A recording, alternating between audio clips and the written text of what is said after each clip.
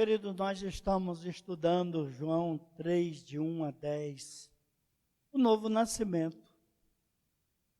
E dentro desse novo nascimento, eu projetei aqui 10 evidências que provam um novo nascimento, um convertido. E nós estudamos já 2, que é o nascer de novo e a revolução espiritual e comportamental era a 2ª. E hoje eu quero passar para vocês a 3ª evidência de um convertido. E eu queria que os irmãos prestassem muita atenção, porque está faltando isto nas nossas vidas. Entendeu? Nós, pequenos que somos, às vezes não sabemos distinguir a esquerda da direita. É uma coisa muito difícil de ser quebrado. Uma das coisas mais difíceis de ser quebrada, humilhada, detonada, tirada do nosso meio, são as nossas vontades. Vocês sabem por quê? Por trás das nossas vontades existe um Deus. Quando Jesus chega e diz para os fariseus, vós sois deuses. Ele está dizendo, vocês são responsáveis por condenar, por soltar, por absolver, por tomar decisões sem a mínima consciência. Vocês julgam, vocês prendem, vocês libertam. Vocês são deuses. Assim somos nós com as nossas vontades. Por trás dessas vontades tem um Deus chamado eu. O apóstolo Paulo chegou ao extremo de sua intimidade com Jesus. Sabe como? Quando ele matou o seu, ele assassina o seu eu. Ele chega ao ponto de dizer, não vivo eu. Ele está dizendo, esse eu, dono de todas as atitudes e de todas as minhas vontades, ele vai ser morto. Ele está sendo morto por causa de Cristo. Ele simplesmente disse, eu perdi completamente o comando de mim mesmo. Paulo está dizendo, eu não comando mais a mim. As minhas vontades, as minhas atitudes, agora Cristo que vive em mim vai ser o direcionador de todas elas.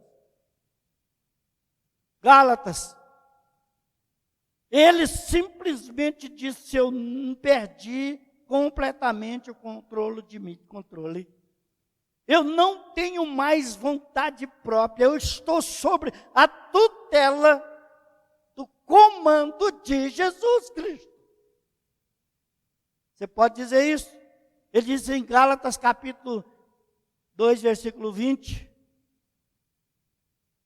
Agora já não sou eu quem vive, mas Cristo vive em mim. Ele destronou o eu. Se você é cristão, dentro da evidência de cristianismo, as suas vontades vão ter que morrer.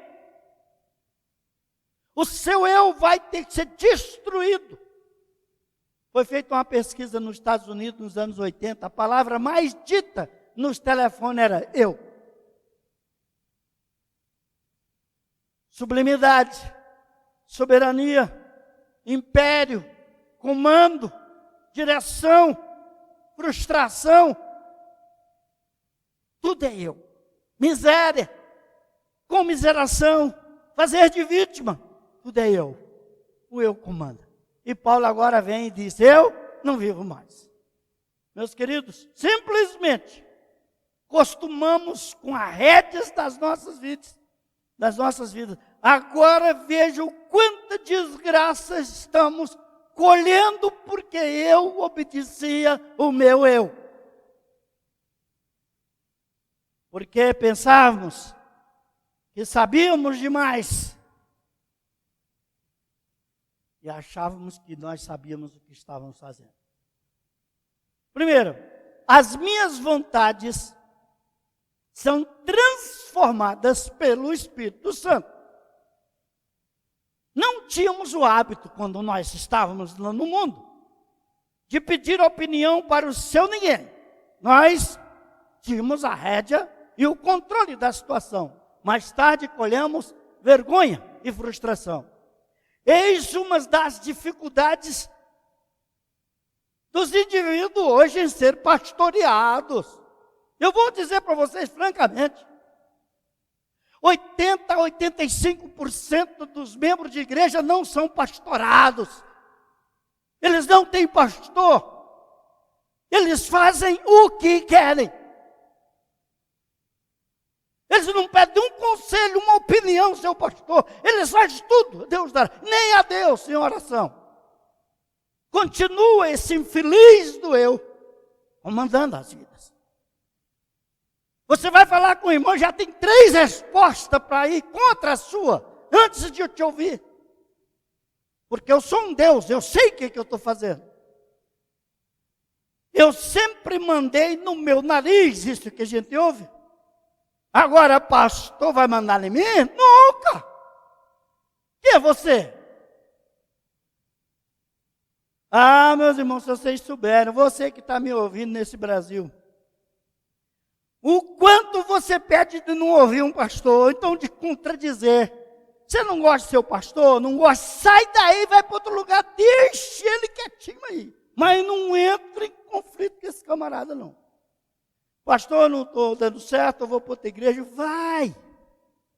Eu falo para os meus irmãos da igreja, você não está gostando de mim, sai, vai para outro lugar. Meus irmãos, foi assim com Corá, Abirão e Datã. Chegaram em Moisés e disse, olha, será que só Deus fala só por você? Ele fala por nós também. E falou um punhado de abobrinha. E Moisés disse, se esses homens morrerem de morte natural, Deus não falou comigo. Não foi nada não, você já sabe da história. A terra os engoliu. Quando Ananias e Safira foi debater com Pedro, ele disse, não mentiste a mim, mas ao Espírito de Deus. E morrem os dois. Efésios 5, versículo 15 a 17, diz assim, portanto, vede prudentemente como andais, não como nécios, e sim como sábios. O que é uma pessoa sábia? É aquela que sabe o que fazer, sabe escolher, sabe a direção em que vai. Remindo os tempos, porque os dias são maus. Por esta razão não vos torneis insensatos, mas procurai compreender qual é a vontade de Deus para a sua vida. Olha que teu pastor, que teu presbítero, que a autoridade falar contigo, vai lá e pergunta para o Senhor, isso satisfaz o Senhor? É isso que o Senhor tem para mim? Eu tenho um beneplácito comigo. Se os crentes da igreja me fizer 400 perguntas, eu respondo para eles com 450 versículos bíblicos. Eu nunca vou dizer eu acho, eu penso, porque eu não tenho essa liberdade. A Bíblia diz, prega a minha palavra com verdade. Então eu digo, a palavra diz. Quando eu não sei disso, eu não sei. Acabou o problema.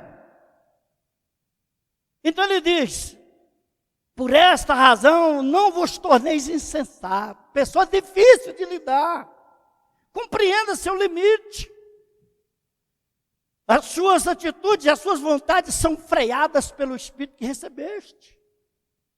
Você recebeu o Espírito Santo? Você tem o Espírito Santo? Então ele precisa comandar a sua vida. Paulo diz, não vivo eu. Eu matei esse infeliz que direcionava a minha vida.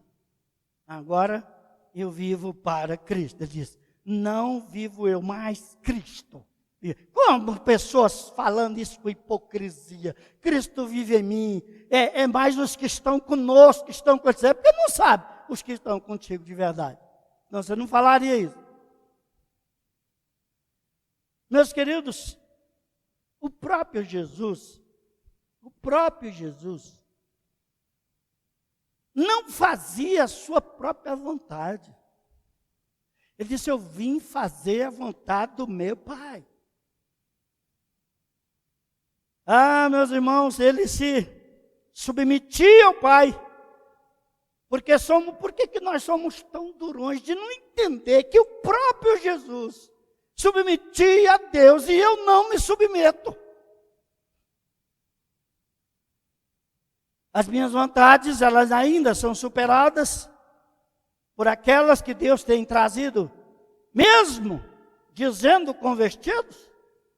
Não temos a humildade de sermos conduzidos, ensinados, orientados. Nós somos mais do que quem quer nos ensinar. Que coisa difícil é ensinar as pessoas hoje. Nós estamos vivendo uma vida tão difícil. Uma vez eu morei numa cidade que o pastor diz assim: eu risquei a palavra exclusão da minha igreja. Virou bagunça aí. A Bíblia diz que aquele insensato, aquele indivíduo tem que sair do meio. Ele diz, risquei. E uma vez uma irmã lá da igreja, que era pastor, disse: pastor, eu estou namorando um rapaz da igreja fulano de tal, dessa dita igreja. E eu posso ir para lá? Disse, pode. Cheguei lá, estava tendo relação sexual, cantando no conjunto da igreja e visitando gerente de célula e tendo relações sexuais. E ela voltou um dia para a igreja e disse: pastor, eu quero voltar para cá. Mas por quê? O meu namoro não deu certo e tal. E foi me contar a bagatela de sujeira, de desgraça que aqueles indivíduos faziam na frente da liderança. As vontades eram simplesmente sexual e não divina. Mas o pastor disse: eu risquei a palavra exclusão. Aí, meu irmão, não é nem joio e trigo, é Satanás e não sei mais quem, junto. Olha bem, 1 João, capítulo 2, versículo 15, diz assim, eu vou ler só o 17, ora, o mundo passa, bem assim a sua consciência, porém o que faz a vontade de Deus permanece eternamente. Nós estamos tratando de eternidade. Não é de bloquinho de igreja, de birrinha de crente, de falatórios infames, de questão de eu não gosto. Nós estamos tratando de vida eterna com Jesus. E as minhas vontades têm que ser a vontade de Deus. Uma revolução na minha vontade. Sabe? Porque ela foi transformada. O meu psique, a minha mente foi transformada pelo Espírito Santo de Deus.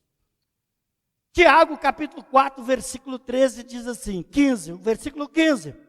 Em vez disso, deveis dizer, se o Senhor permitir, não só viveremos, como também faremos isto, aquilo. Eu preciso buscar permissão de Deus para fazer as minhas vontades encaixar-se na dele. Eu não posso dizer, eu vou fazer, eu vou negociar, eu vou lá, eu vou viajar. Ao invés de você falar isso, se o Senhor permitir, porque a sua vontade está debaixo da dele. Mas a mulher, quando íamos trocar de carro, quando tinha dinheiro, nós orávamos 15 dias para trocar o carro, comprar roupa. Porque quando eu era solteiro eu usava só roupa de marca, e agora eu só uso roupa da feira. Mas mesmo assim nós oramos, nós vamos para a feira amanhã. Vamos orar para Deus nos mandar no lugar mais barato, mais boa. Não é bagaceira não. Eu sei que tem boa, mais barata. Nós precisamos só achar. E nós orávamos. E chegava lá e nós achávamos. Nós não mandamos em nós precisamos da direção. Amanhã nós vamos viajar, viu, pastor? É? Que legal. Consultou o senhor? Não precisa não, nós manda de nós. Nós vamos comprar a fazenda, viu, pastor? Você que está cheio de dinheiro. Vou comprar, você consultou o senhor? Uma vez eu morava aqui por perto. Eu até usei isso aí, a oração do caminhãozinho. O irmão chegou na minha casa e disse, pastor, vem aqui na minha casa. Aí vim, tinha um caminhãozinho lá, assim, falou, eu estou querendo comprar aquele caminhãozinho, ora por mim, pastor, para ver se é do senhor. Nós vamos orar. Aí a hora, nem cheguei em casa de pastor, comprou o caminhão. Mas Deus respondeu assim, não me ligeiro demais. Aquele caminhão deu prejuízo para ele mais de 15 mil reais. Aí ele me levou na olaria. Estou comprando isso aqui, o senhor pode orar? Posso. Cheguei em casa, entrei em casa, já comprei. Eu já tinha comprado a olaria. Deu um prejuízo de mais de 40 mil reais. Brincando com Deus e fazendo eu de palhaço. Foi. O caminhãozinho. Olha lá, estou comprando. Aquele caminhãozinho já estava parado a compra. E o cara de taxa aqui vai chegar no senhor pedindo condições para o irmão comprar uma coisa que já tinha compra. Isso é uma vontade desgraçada de ter as coisas. Infeliz. Aí me leva na olaria. Andamos lá com um terreno grandão. E ele disse, olha, eu estou com vontade de comprar. Já tinha compro. Não consultou o senhor. Não é para consultar a mim não. Mas ora o senhor, busca. Porque a vontade dele é a melhor, está lá em Romanos 12.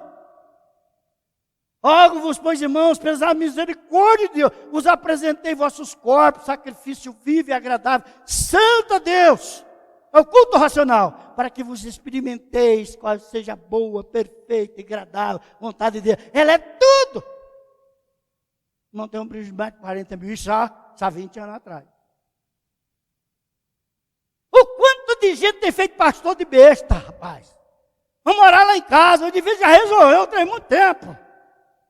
E nós chegamos na presença de Deus com aquela cara de taxa, ó Senhor, vamos o dinheiro para o irmão aqui, condição. O irmão já comprou, meu filho. Eu vou dar um custeio nele, pela gás de mentir. Ele está achando que eu estou aplaudindo essa vergonha que ele está fazendo? Então, queridos, em vez de você falar isso, se o Senhor permitir, eu vou fazer isso. Tá? Somos finitos. Somos mortais. Limitados.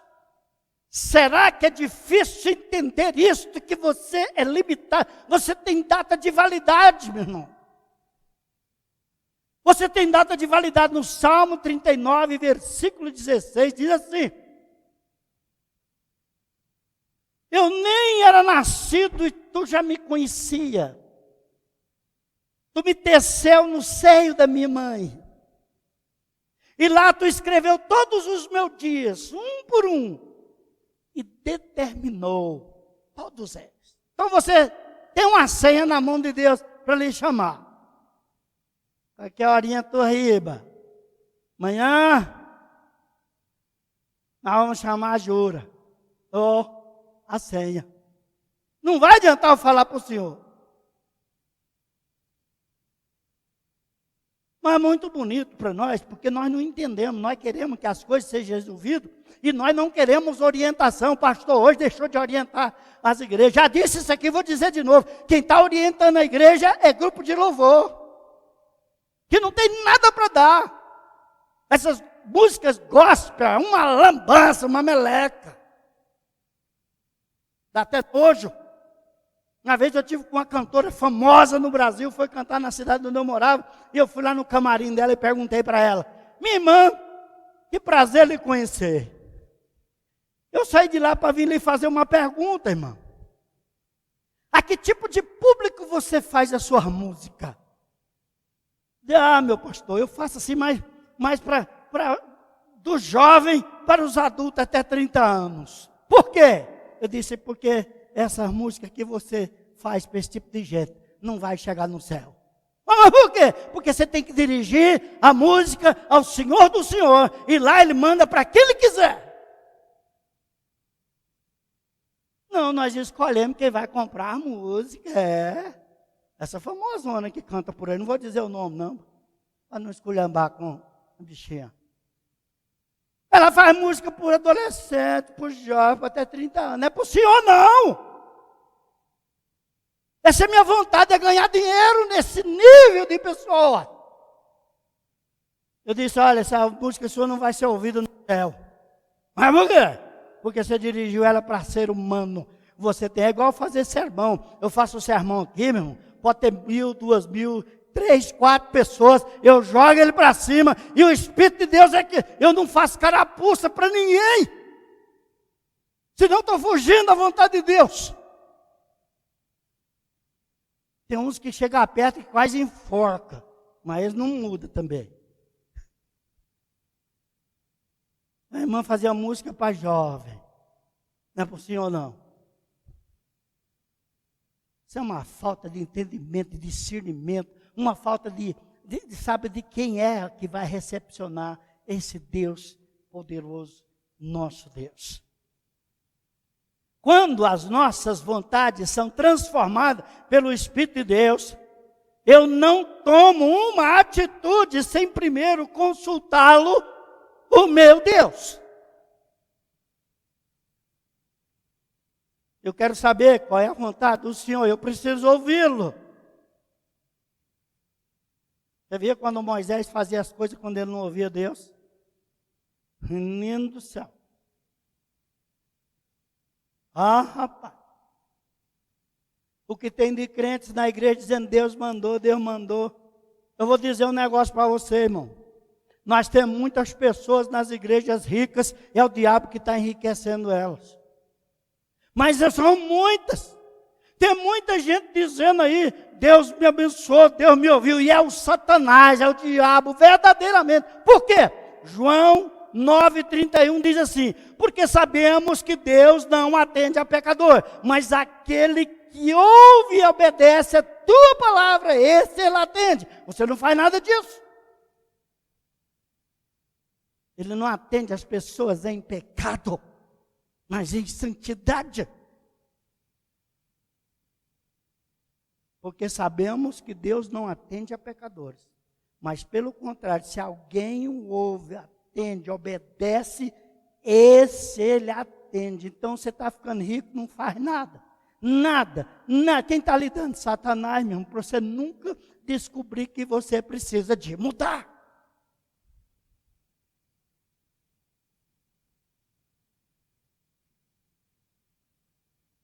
Meus amados, nós não tomamos nenhuma atitude sem primeiro consultá-los. Filipenses 2, 3 e 4 diz assim a palavra do Senhor. Nada façais por partidarismo ou vanglória, mas por humildade, considerando cada um outro superior a si. É fácil isso? Você pegar a vontade sua e considerar um indivíduo pobrezinho superior a ti, haja teu irmão. Você sabe o que acontece conosco? Se alguém nos ferir, eu quero mostrar que eu posso mais do que ele. Outro dia chegou um irmão para mim e falou, pastor, eu vou lá na casa da irmã, porque ela falou mal de mim, eu vou lá provar para ela. Eu falei, não vai não, que você prova que tu é ruim mesmo. Mas eu não devo, de que coisa boa. Se você não deve, fica calado. Se você deve, muda. Pronto, essa é a vontade de Deus. Não, eu preciso provar para a irmã, você não precisa provar nada. Essa é a conduta nossa. Arrebentar com o outro. Achamos que nós somos Deus. Meus queridos, ele disse, mas é fácil? Brota isso da vontade humana? Jamais. Brota isso da vontade de Deus? Jamais. Isso brota da vontade humana. Somente quem é guiado pelo Espírito de Deus poderá agir da maneira contrária que a natureza manda. Eu já disse isso aqui. O irmãozinho foi lá em casa fuxicado e disse, pastor, o irmão foi lá em casa, mas falou mal do senhor. Eu não aguentei aquilo. Aquele irmão falou mal do senhor, falou coisa difícil. Diz, volta lá e fala para ele. Ele é porque não me conhece, eu sou pior que aquilo. Eu sou melhorzinho porque o Espírito de Deus me tranca, me corrige, me disciplina, toda hora. Mas eu sou pior que aquilo. Vai lá e fala para ele. Ele precisa me conhecer mais um pouquinho. Eu vou atrás. Se eu for atrás, eu estou provando que eu não presto mesmo. É uma prova evidente do que falaram. Quando as nossas vontades são transformadas pela vontade de Deus, eu posso ter uma atitude de receber de receber as lições, o ensino, a correção. Hoje não pode corrigir ninguém na igreja, que ele muda para outra igreja. E o outro pastor está de braço aberto. Pode vir que eu te dou cargo aqui. É pescador de aquário, aquele bichão pega só dentro do aquário, igual o gato.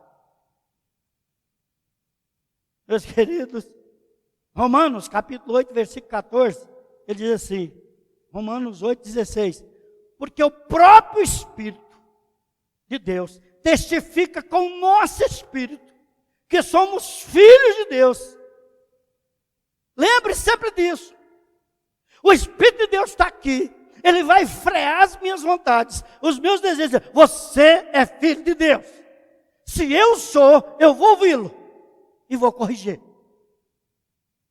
Por isso a Bíblia diz, aqueles que não são de Deus não nos ouvem. Mas aqueles que são de Deus nos ouvem. Amados, queridos,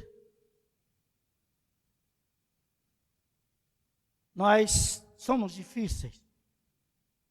Romanos diz isto, porque o próprio Espírito de Deus testifica com o nosso Espírito. Eles se comunicam, eu e o Espírito nos comunicamos. Ele vai dizer o que é que eu tenho que vestir, o que é que eu tenho que comer, o que é que eu tenho que beber, aonde eu tenho que ir, o que é que eu tenho que falar, a hora de eu falar, a hora de eu calar. Nossa, mas tem gente que gosta de falar. Se não estiver falando, não está satisfeito. E contrapondo. Quando você vê uma pessoa que quer aprender, ela ouve mais do que fala. Eu tenho até medo de contar as coisas para as pessoas, sabe? Hoje eu tenho medo. Mas você vai conversar com o irmão e diz, problema, não precisa contar não, que ele vai contar 10 em cima do seu. Você vai chegar para o irmão e falar assim, irmão, eu estive no hospital hoje, e vi uma pessoa lá precisando de oração, está com câncer. Ah, pastor, e eu conheço fulano, Beltrano, Ciclano, mas está tudo precisando de oração, vamos orar. Ouve, eu estou pedindo oração primeiro aqui. Descem 200. Por exemplo, hoje é difícil achar um conselheiro. Porque os conselheiros de hoje não sabem ouvir, eles falam mais do que ouvem. Você vai contar para o irmão, olha, eu estou com um problema com meu marido. Ah, eu também passei por isso, a minha mãe, meu pai, meu sogro, meu irmão, meu tio, meu avô. Lá na igreja está cheio. Olha, eu não quero saber da vida dos outros. Eu quero que você ajude o meu problema. Escuta primeiro. Porque a vontade de falar tudo que sabe, eu não quero saber o que é que você sabe. Quem é as pessoas que você aconselha aí, que você conhece? Quem? Você morre sozinho. Porque ele está cheio de experiência para passar em cima do seu problema. E eu não fui lá para saber, fui lá para resolver o meu problema. Nos dá um parecer, irmãos, que a vontade de Deus é a pior que existe, que a boa é a minha. Se a vontade de Deus fosse a melhor, como você e o outro fala, você vivia ela. Praticava, ensinava para as pessoas, falava só dela. Mas não, a minha é melhor. Eu vou falar do que eu acho, do que eu penso, do que eu sei, do que eu aprendi, e aí acaba fazendo as coisas caírem no lugar errado. Pois na maioria das vezes tomamos as nossas decisões sem consultarmos o nosso Deus, porque a nossa vontade já está determinada. Então eu não preciso de Deus. E quando eu nasci de novo, houve uma revolução espiritual na minha vida. Agora eu vou pegar a minha vontade e enquadrar-se do Senhor. Romanos 12, 1 e 3 é aquela gostosa mensagem da vontade de Deus. As nossas vontades têm que estar em sintonia com a vontade de Deus. Aí seremos verdadeiros filhos de Deus, porque eu ouço o meu Pai. Eu pego orientação do meu Pai. Eu pego direção do meu Pai. Eu pego conselho com meu Pai, porque eu descobri que as minhas vontades são péssimas. Eu agora dependo do meu Pai. Agora o meu Pai vai andar comigo. Aonde eu for, Ele estará comigo, me ensinando. Porque eu disse um dia que eu recebi Cristo e mudei. E diz assim, Romano: rogo-vos, pois, irmãos, pelas misericórdias de Deus, que vos apresentei vossos corpos por sacrifício vivo, santo e agradável a Deus, que é o vosso culto racional. Imagina, as nossas vontades é um culto racional. É você agir dentro da racionalidade de Deus, com racionalidade, sabendo o que Ele está fazendo.